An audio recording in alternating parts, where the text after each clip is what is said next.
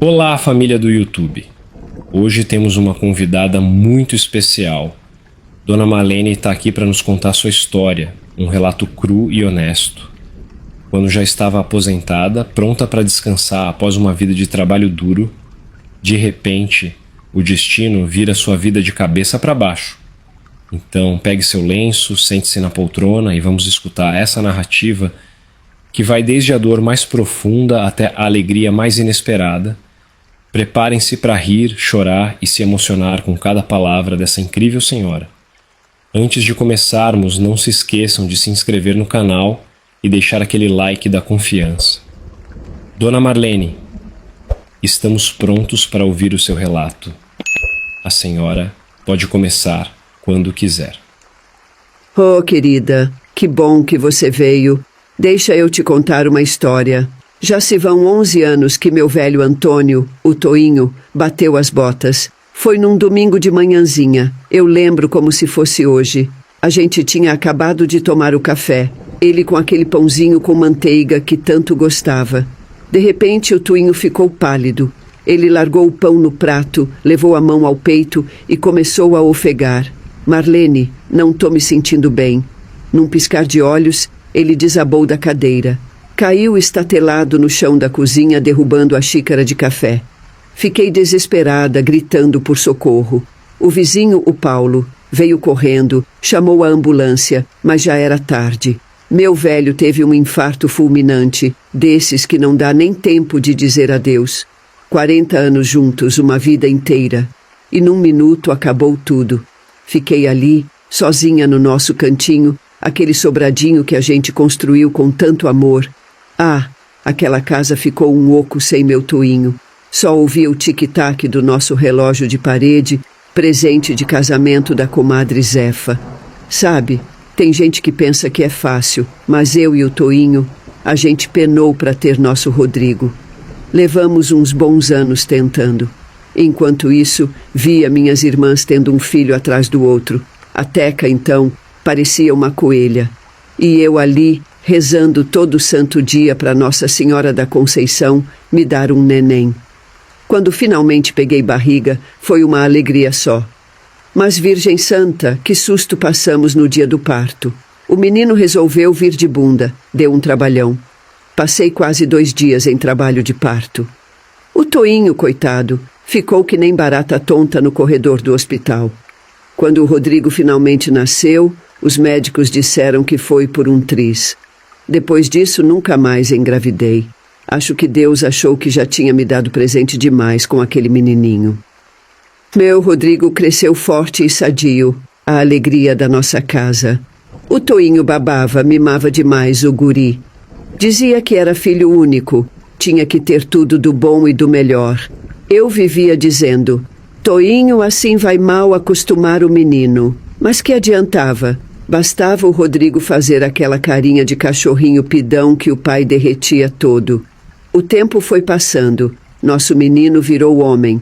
Arrumou emprego numa firma boa. Conheceu a Ana. Quando casaram, foi um diacho. Fiquei feliz, claro, mas também com o coração apertado. Meu passarinho estava saindo do ninho. Se mudaram para uma cidade maior, umas 2 horas daqui, quando o trânsito tá bonzinho. A casa ficou mais silenciosa ainda, mas o que alegrava mesmo meu coração era quando o Rodrigo vinha visitar com a Ana e os pequenos. O Luquinhas com seus 3 aninhos, uma pestinha boa. E a Vanessinha ainda bebê de colo, uma coisinha de Deus. A casa ficava uma algazarra, mas era uma alegria sem tamanho.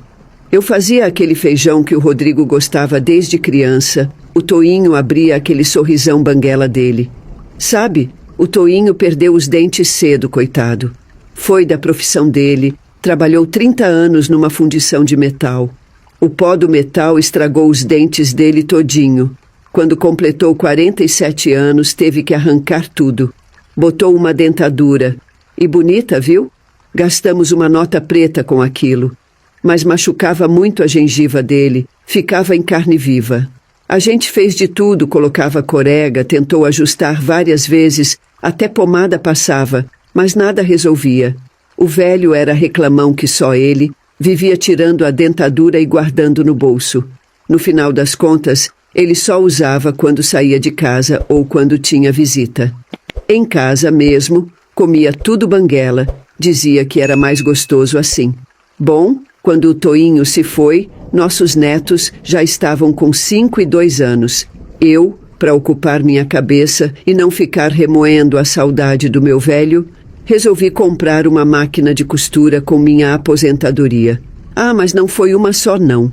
Comprei uma overlock e uma reta. Menina, você precisava ver que belezinha. Sabe, eu trabalhei a vida toda como costureira numa fábrica de roupas aqui da cidade.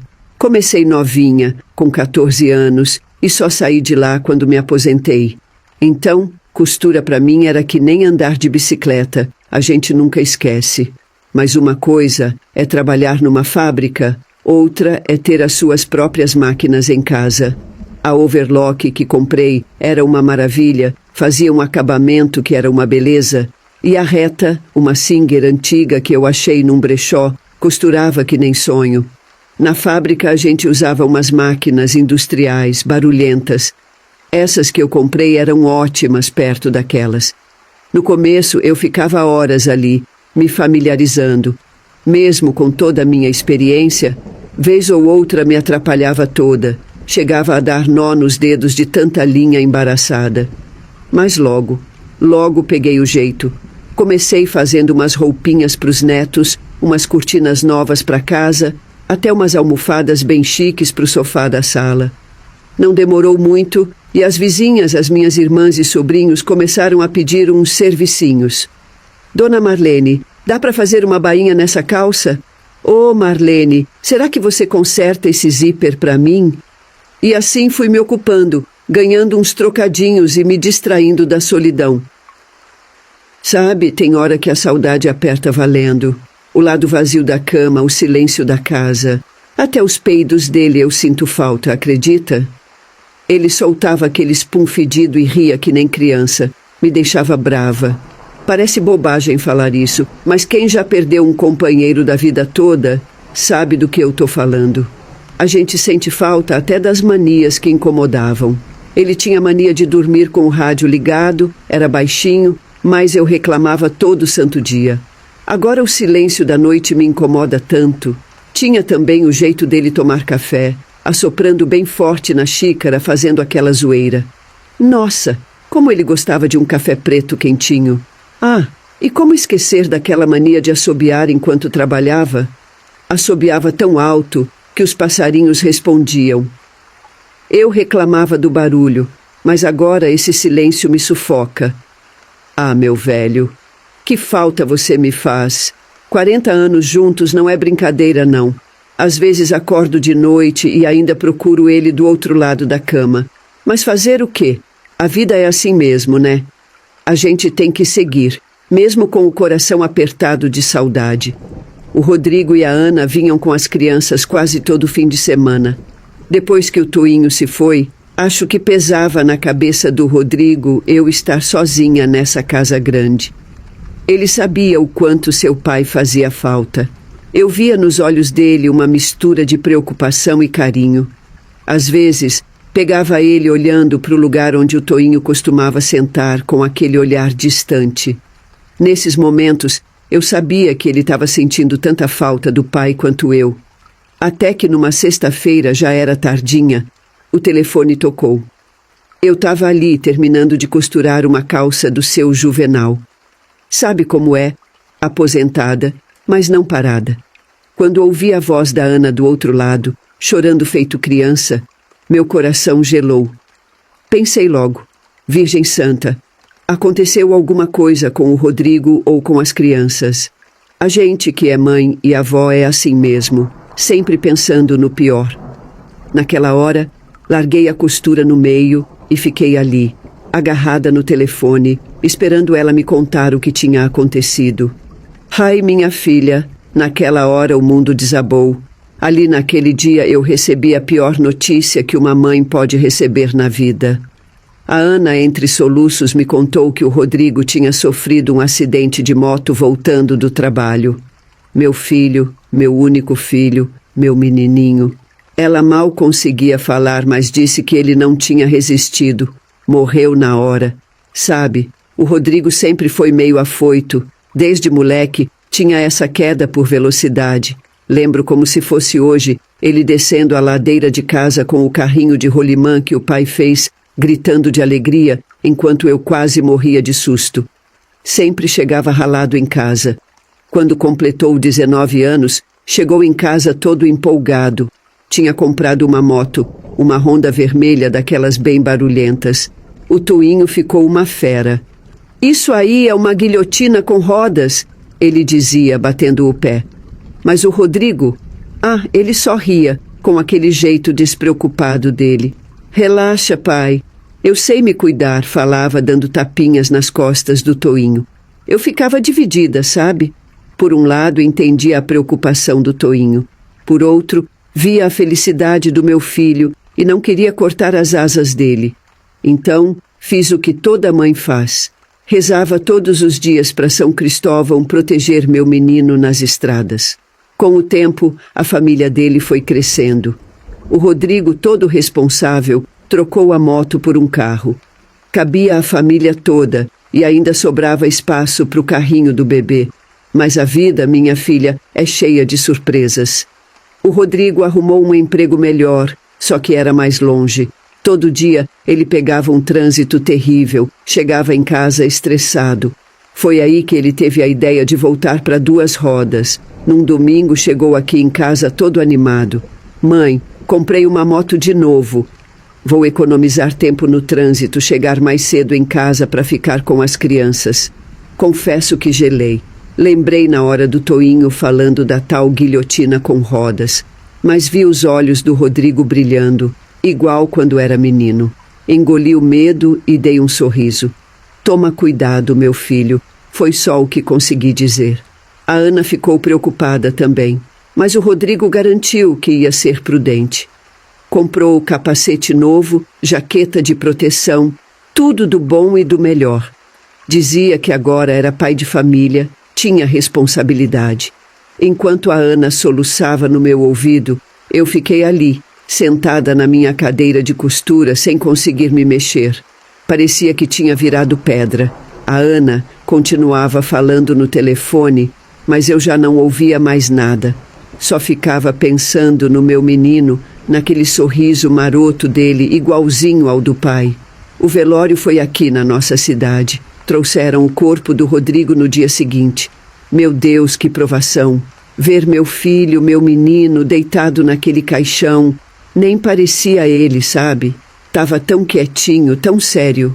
O Rodrigo que eu conhecia era alegria pura. Vivia rindo, fazendo graça. A Ana estava arrasada, coitada. Segurava a mão dele o tempo todo, como se não quisesse deixar ele ir. As crianças ficaram com a outra avó, a mãe da Ana, Dona Teresa. Achamos melhor assim para não ficarem com essa lembrança triste do pai. Durante o velório, fiquei pensando no Toinho.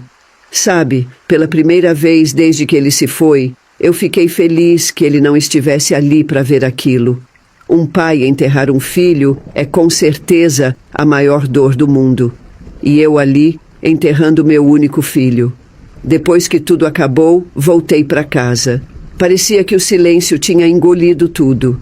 Fiquei olhando para o quarto do Rodrigo, ainda do jeito que ele deixou quando saiu de casa para se casar. Os pôsteres de banda de rock na parede, até o cheirinho dele parecia que ainda estava ali. Naquela noite não consegui dormir. Fiquei sentada na minha máquina de costura, olhando para o nada. Peguei uma camisa velha do Rodrigo e fiquei ali, passando a mão no tecido. Chorei tanto que achei que ia secar. Sabe, minha filha, perder um filho é uma dor que não tem explicação. É como se arrancassem um pedaço da gente. Mas a gente tem que seguir, né? Pelos que ficaram. Eu olhava para o Lucas e para a Vanessa e via o Rodrigo neles. O jeitinho de sorrir, o modo de falar. Era como se ele ainda estivesse ali de alguma forma. Ai, minha filha, depois que o Rodrigo se foi, as coisas mudaram muito. No começo, a Ana ficou arrasada, como todos nós. Ela e as crianças vieram passar uns dias comigo. Era difícil, sabe? Cada cantinho da casa lembrava o Rodrigo, mas pelo menos estávamos juntos para nos consolar. Mas conforme os dias foram passando, comecei a notar umas mudanças na Ana. Ela, que sempre foi tão dedicada aos filhos, tão carinhosa, começou a ficar distante. No início, pensei que fosse só o luto. Cada um lida com a dor do seu jeito, né? Mas aí as coisas começaram a piorar. A Ana voltou para a casa dela com as crianças depois de umas semanas. Eles precisavam ir à escola e a Ana voltar ao trabalho. Eu ficava com o coração apertado, mas achei que talvez fosse bom para eles voltar para a rotina e tudo mais. Só que aí começaram as ligações. Primeiro foi o Lucas. Ligou uma noite já tarde, perguntando se eu sabia onde estava a mãe dele. Fiquei gelada. Uma criança de 10 anos, sozinha em casa com a irmãzinha de 7, sem saber da mãe? Isso não estava certo. A Ana só apareceu de madrugada, cheirando a bebida. Depois disso virou rotina. A Ana saía, deixava as crianças sozinhas e eles me ligavam. Tentei conversar com a Ana, sabe? Falei que entendia a dor dela, que também estava sofrendo, mas que as crianças precisavam da mãe. Ela só chorava e dizia que não aguentava, que olhar para as crianças era como ver o Rodrigo. Um dia desses tomei um susto. A polícia no telefone encontrou eles antes que acontecesse uma tragédia. A Ana estava bêbada, dirigindo sem rumo com as crianças no carro. Foi aí que eu disse chega. Não dava mais para continuar assim. No dia seguinte fui conversar com a Ana. Falei que as crianças iam ficar comigo por um tempo até ela se acertar. Sabe o que ela me disse? Que talvez fosse melhor assim mesmo, que ela não conseguia mais cuidar deles. Ela estava sobrecarregada demais. Fiquei sem chão. Como uma mãe podia dizer uma coisa dessas? As semanas foram passando e a Ana aparecia cada vez menos. Ligava de vez em quando, perguntava das crianças, mas não vinha ver. O Lucas, que já era um menino esperto, já com 11 anos, começou a entender o que estava acontecendo. Um dia ele me perguntou: Vó, a mamãe não gosta mais da gente? Ai, que dor no coração. Expliquei para ele que a mamãe estava doente, não do corpo, mas da alma, e que às vezes leva tempo para sarar. A Vanessa vivia perguntando quando a Ana ia voltar para casa, quando a mamãe ia buscar eles. Passou uns meses a gente se ajeitando nessa vida nova. Eu cuidando dos meninos, fazendo o papel de avó e mãe ao mesmo tempo. Não era fácil, não, mas a gente ia se virando. Aí um dia, era uma terça-feira, lembro bem que eu tinha feito aquele franguinho com quiabo que o Lucas adorava. Ouvi um carro parando na frente de casa. Olhei pela janela e quase caí dura. Era um carrão novo, todo reluzente. E quem saiu dele? A Ana. Nossa Senhora, como ela estava diferente. Toda produzida, cabelos e unhas pintados, roupas chiques. Parecia outra pessoa. Ela veio toda se requebrando até a porta, bateu de leve. Ô, dona Marlene, posso entrar? Deixei ela entrar, claro. As crianças estavam na escola.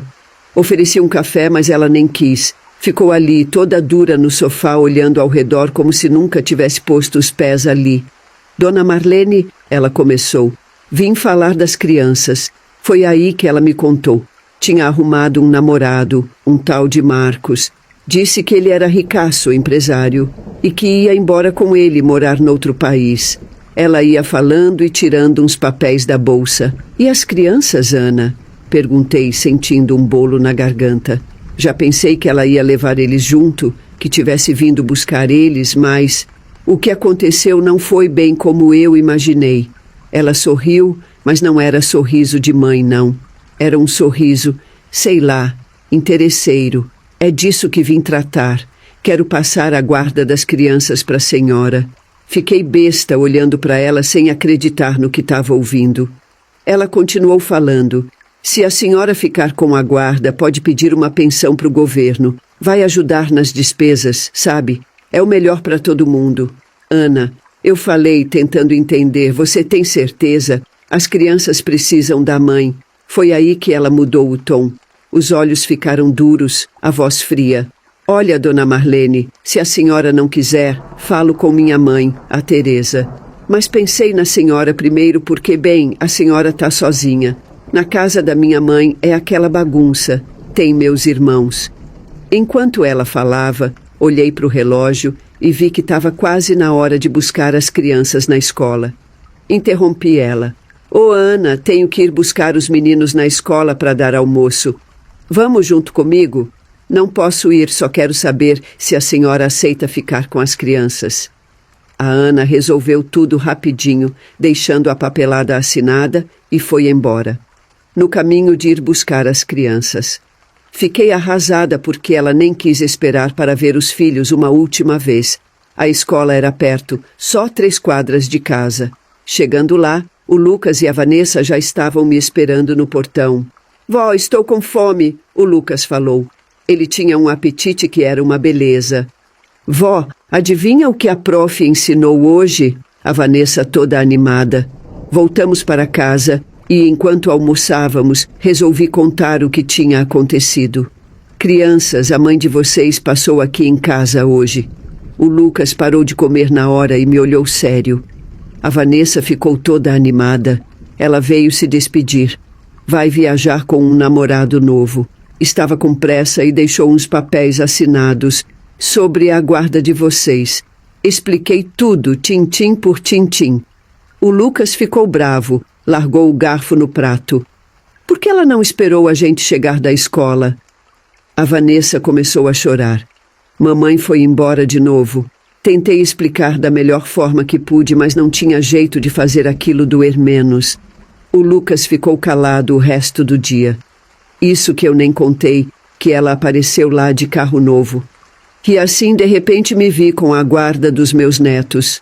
Eu, beirando os 60 anos, tendo que ser mãe de novo. Não foi fácil. Tinha dias que eu mal levantava da cama de tanta tristeza. Mas olhava para aquelas crianças e sabia que tinha que ser forte por elas.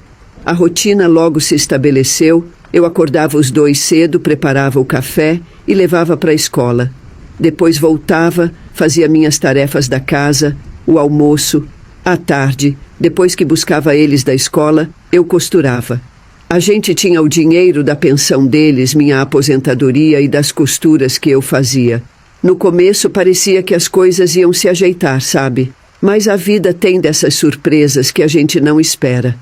A Vanessa, que era uma menina tão doce, começou a mudar comigo. No início eram coisas pequenas.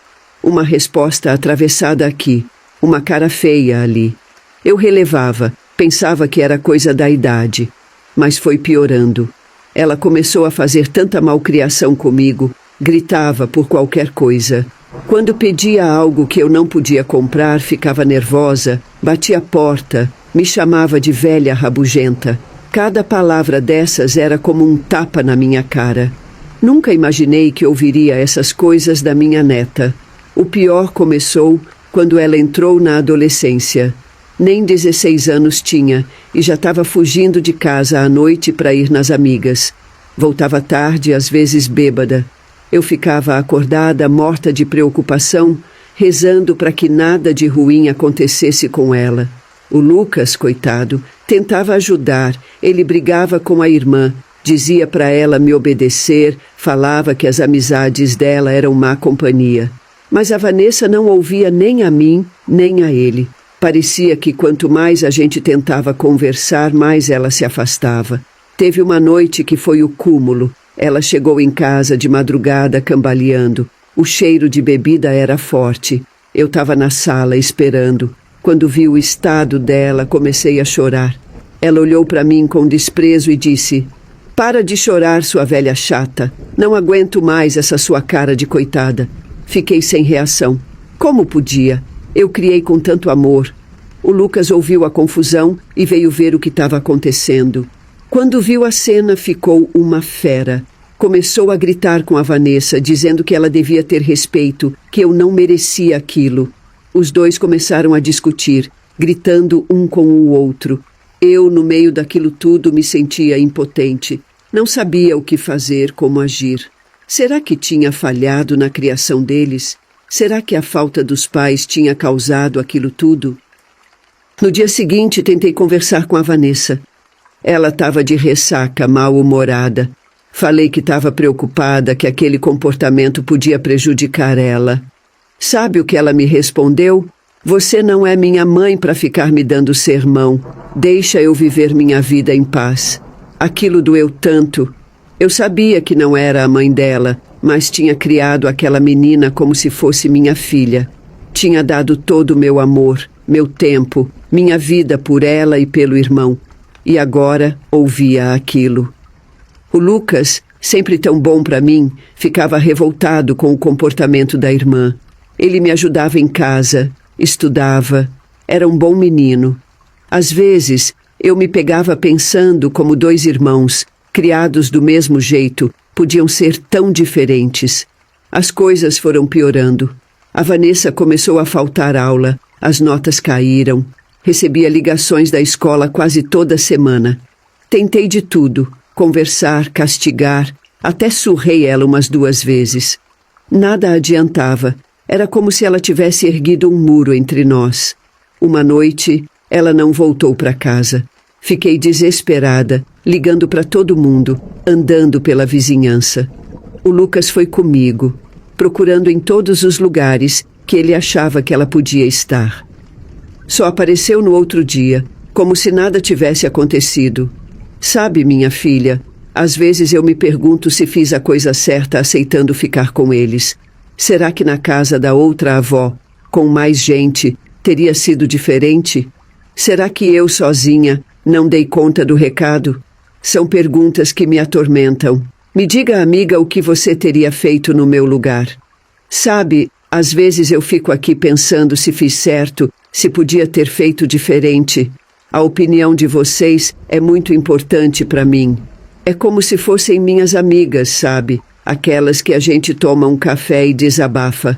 Se você puder, deixa seu pensamento ali nos comentários. Prometo que vou ler cada um deles. Fico emocionada de ver tantas pessoas compartilhando suas histórias comigo. É como se a gente tivesse uma grande roda de conversa. Peço desculpas se não consigo responder a todos. São tantas mensagens que às vezes me perco um pouco, mas saiba que leio cada uma com carinho. Cada comentário é como um abraço que recebo de vocês. E se você tiver passado por algo parecido, conta pra gente também. Quem sabe sua história não ajuda alguém que está passando pelo mesmo. É assim que a gente se fortalece, compartilhando nossas experiências. Bom, o que aconteceu foi que a Vanessa começou a trazer um namorado para casa. Ah, minha filha, quando eu vi aquele rapaz pela primeira vez, meu coração de avó já apertou. O nome dele era Leandro. Tinha 19 anos, mas parecia bem mais velho. Sabe aquele tipo que você olha e já sente que vai dar problema? Pois é, esse Leandro era virado na má companhia. Fumava, e não era só cigarro, não. Volta e meia eu sentia um cheirinho estranho vindo do quintal. Bebia também. Chegava aqui em casa com uma latinha de cerveja na mão, fosse qualquer dia da semana ou horário, sem um pingo de vergonha na cara. Imagina só, 19 anos nas costas e nunca tinha trabalhado. Vivia coçando o saco nas costas de um e de outro. O pior é que começou a botar minhoca na cabeça da minha Vanessa. Dizia que estudar era coisa de otário, que o negócio era viver a vida. Ai, meu Deus do céu, como doía ouvir aquilo. E a trouxa ali, toda apaixonada pelo traste, vai entender? A Vanessa, que sempre foi boa aluna, começou a faltar aula. Graças a Deus, o Lucas era o oposto. Meu neto já estava batendo ponto no mercado Vale Fértil desde os 17. Menino responsável, sabe? Acordava cedinho, ia trabalhar, voltava e ainda ajudava em casa. Às vezes pegava ele olhando para o Leandro com uma cara de quem comeu e não gostou. Dava para ver que ele não aprovava aquela situação. Teve uma vez que o Lucas chegou do trabalho e encontrou o Leandro esparramado no sofá, cerveja na mão, televisão ligada. Meu neto ficou vermelho de raiva. Ô, cara, que tal arrumar um emprego? Tá pensando que aqui é hotel? Ele disse. Quase saiu briga na sala. Tive que me meter no meio. Sabe, às vezes eu ficava pensando, e se os dois fossem irresponsáveis? Se o Lucas fosse que nem o Leandro, aí sim eu estaria mais lascada. Já não bastava um problema, imagina dois. Era um sufoco só. De um lado, a Vanessa se perdendo, deixando de ser aquela menina doce que eu conhecia. Do outro, o Lucas, se matando de trabalhar, tentando compensar. E eu, no meio disso tudo, rezando todos os dias para Deus e Nossa Senhora iluminar o caminho da nossa família. Ah, minha filha, ser avó não é fácil, não. A gente quer proteger, quer mostrar o caminho certo, mas não pode viver a vida por eles. Só podia torcer para Vanessa abrir os olhos antes que fosse tarde demais. Esse Leandro me tratava bem até. Falava, Dona Marlene para cá, Dona Marlene para lá, mas eu via que com a Vanessa era outra história. Os dois viviam discutindo aqui em casa. Eu ficava lá no meu ateliê costurando e escutando tudo. Meu coração apertava, viu? Ver minha neta naquela situação. Não demorou muito e veio a bomba. A Vanessa engravidou dele. Menina, quando eu soube, fiquei sem chão. Já via que ia sobrar para mim, né? Ela demorou para me contar, sabe? Eu já estava desconfiada, via a barriguinha dela apontando, mas ficava na minha. Até que um dia ela chegou para mim, toda sem jeito, e falou que estava grávida de 4 meses.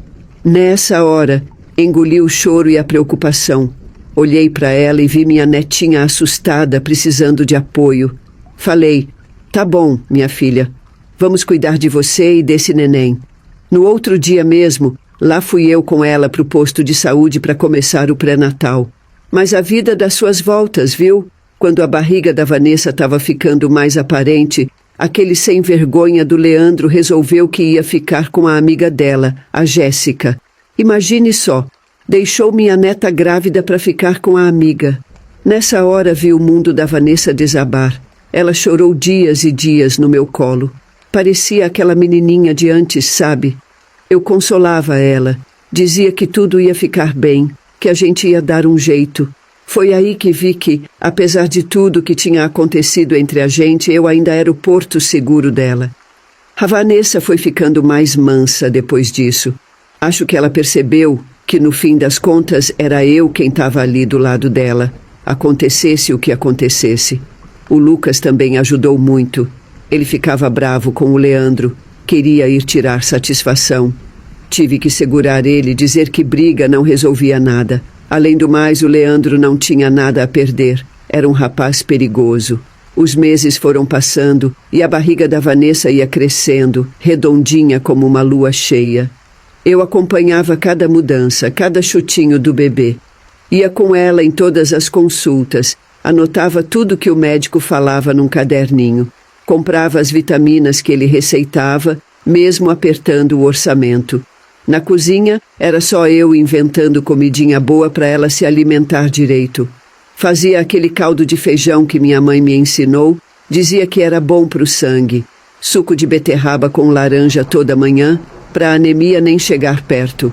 Lembro de ter comprado uns óleos especiais para ela passar na barriga. Passa, minha filha, eu dizia, para não ficar com estria.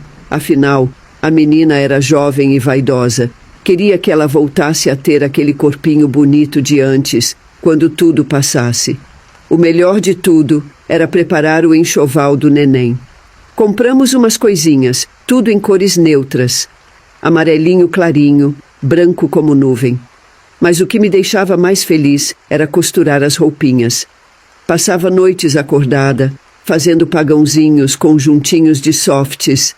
Cada peça que eu costurava, eu imaginava meu bisnetinho usando elas. Sabe, foi nesse período difícil que eu e a Vanessa nos reaproximamos de verdade. Era como se aquela barriga tivesse derrubado os muros entre nós. Ela começou a me procurar para conversar, pedir conselho. Às vezes me pegava chorando escondido na cozinha, preocupada com toda aquela situação. Numa dessas vezes, ela chegou de mansinho, me abraçou por trás e disse com a voz embargada: "Desculpa, vó. Eu sei que estou te dando trabalho." Naquela hora, senti que minha netinha estava voltando. O que eu percebi foi como as amigas dela sumiram. Aquelas mesmas meninas que viviam aqui em casa fazendo algazarra, de repente evaporaram. Ninguém mais chamava ela para sair como antigamente. A Vanessa ficou sozinha, só comigo e com a barriga crescendo. Mas sabe de uma coisa? Acho que foi isso que fez ela acordar para a vida. O Lucas, coitado, fazia hora extra no mercado para ajudar nas despesas. Chegava em casa cansado, mas sempre dava um jeito de animar a irmã. Ele falava pro neném na barriga, dizia que ia ser o melhor tio do mundo. Quando chegou perto do parto, eu estava mais nervosa que a Vanessa. Arrumei o quarto todo, lavei roupinha, paguei para montarem o bercinho. A Vanessa me olhava fazendo tudo isso e ria. Calma, vó, ela dizia. Ainda falta um mês. Mas o neném resolveu que queria chegar antes. Numa madrugada de sábado, a Vanessa me acordou com as dores. Chamei um táxi e lá fomos nós para o hospital. Fiquei a noite toda do lado dela, segurando a mão, dando força. O Lucas chegou logo depois. Quando o neném nasceu, uma menininha linda, a Rebeca, vi a Vanessa chorar de alegria pela primeira vez em muito tempo. Ela olhou para mim, com a neném no colo, e falou: "Obrigada por tudo, vó. Não sei o que seria de mim sem a senhora. No começo, com a Rebeca em casa, foi uma loucura gostosa. Aquela menininha nasceu forte, quase 4 quilos. Lembro como se fosse hoje, a enfermeira colocando ela na balança e dizendo: 'Nossa, que bebezona!' A Vanessa, coitada, passou um bocado no parto, mas quando viu aquela coisinha rechonchuda e cabeluda, esqueceu de tudo. O resguardo foi uma novela à parte. Eu fazendo aquele mingau de fubá que minha mãe me ensinou, dizendo para Vanessa: 'Come, menina, precisa ter força para o leite descer.' A Vanessa no começo torcia o nariz, mas depois pegou gosto. Até o Lucas experimentou e ficou pedindo mais.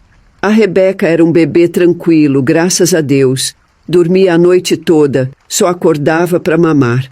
A Vanessa ficava admirada. "Vó, como pode? Ela é tão boazinha." Vi minha neta amadurecer num piscar de olhos. De menina rebelde virou uma mãezona. Uma noite a Vanessa me pegou de surpresa. Estava olhando para a Rebeca enquanto dormia. Ela falou: "Vó, como a mãe teve coragem de ir embora? Olha para essa coisinha linda. Não consigo imaginar deixar ela." Fiquei ali, olhando para minha neta e para minha bisneta, sentindo um aperto no peito. Pensei comigo: eu também não entendo, minha filha. Jamais teria coragem de largar um filho meu. Mas não quis falar isso em voz alta. Em vez disso, engoli em seco, dei um abraço nela e disse: "Minha filha, às vezes as pessoas se perdem no caminho. Mas você está aqui, firme e forte, é isso que importa." Enquanto abraçava a Vanessa, minha cabeça fervilhava. Como uma mãe abandona os filhos? Eu que criei meu Rodrigo com tanto amor, que agora estou criando os netos, não consigo nem imaginar. A Vanessa ficou ali, quietinha no meu abraço, olhando para Rebeca. Depois de um tempo, ela sussurrou: "Vó, prometo que nunca vou abandonar minha filha. Nunca." Senti meu coração se encher de orgulho. O tempo foi passando, a Rebeca crescendo, e a Vanessa decidiu voltar a estudar. Terminava o ensino médio à noite. Eu ficava com a pequena feliz da vida. Às vezes, quando estava fazendo o dever de casa, a Vanessa me olhava e dizia: "Vó, obrigada. Não sei o que seria de mim sem a senhora." Eu disfarçava, fingia que estava limpando os óculos para ela não ver meus olhos marejados. O Lucas, esse virou o tio mais coruja do mundo. Lá de vez em quando chegava do trabalho com alguma coisinha para Rebeca. Um dia era uma fralda nova, outro dia um chocalho. Teve até vez que chegou com um urso de pelúcia maior que a menina. Eu brigava: "Menino, assim vai mal acostumar a pequena." Mas no fundo, adorava ver o carinho dele. Num belo dia, o Lucas chegou todo animado. "Vó, consegui um trabalho para Vanessa lá no mercado." A Vanessa ficou radiante. Começou na padaria, ajudando o padeiro, fazendo pães e bolos. Enquanto a Vanessa trabalhava, eu ficava com a Rebeca. A menina era um doce, sempre sorrindo. Às vezes, quando estava costurando, colocava ela no balaio de retalhos. Ela ficava ali, quietinha, brincando. O tempo foi passando e vi minha família se reerguer. A Vanessa conheceu o Carlos, um rapaz decente e trabalhador. No começo, fiquei com o pé atrás. Será que vai aceitar a Rebeca? Pensava. Mas o moço me surpreendeu. Tratava a menina como se fosse filha dele. Até papai, ela começou a chamar. O Lucas também arrumou uma namorada, a Laura. Uma moça prendada, professora. Quando vinham aqui em casa, era só risos. O Lucas todo bobo, mostrando as fotos da Rebeca no celular. Olha, amor, não é a sobrinha mais linda do mundo? Mas nem tudo são flores. Um dia, a Vanessa chegou em casa pálida. Tinha descoberto que a Ana, a mãe deles, tinha uma rede social. Nas fotos, toda madame produzida, 3 filhos pequenos vivendo no Canadá. Luxo puro, e nenhuma menção aos filhos que deixou no Brasil. O Lucas ficou uma fera, queria mandar mensagem, cobrar satisfação. Foi a Vanessa que segurou. Deixa pra lá. Nossa família é aqui. A avó, a Rebeca, nós. O resto é o resto. Nessas horas, bate uma saudade forte do meu filho e do meu marido. Como queria que eles estivessem aqui para ver a Rebeca crescer. O Toinho ia ficar todo bobo, tenho certeza. Já pensou? Ele com aquele jeito brincalhão, fazendo a bisneta rir. Tem uma coisa que me preocupa, viu? Sei que um dia a Vanessa e o Lucas vão embora fazer suas vidas, vão levar a Rebeca. E eu vou ficar aqui, sozinha nessa casa cheia de lembranças. Às vezes, de noite, fico pensando nisso e o sono foge. Mas aí chega o domingo, a casa fica cheia. O Lucas com a Laura, a Vanessa com o Carlos, a Rebeca correndo de um lado para o outro. O cheiro de bolo no forno, risada na sala. Olho tudo isso e penso, Marlene, sua boba, aproveita-o agora. O amanhã a Deus pertence. Se você gostou da minha história, deixa um comentário, viu? Assim sei que não fiquei falando sozinha. E se inscreve no canal. Tem muita história boa por aqui. Quem sabe você não encontra uma parecida com a sua? Deus abençoe você e sua família. Escolha outro vídeo para assistir.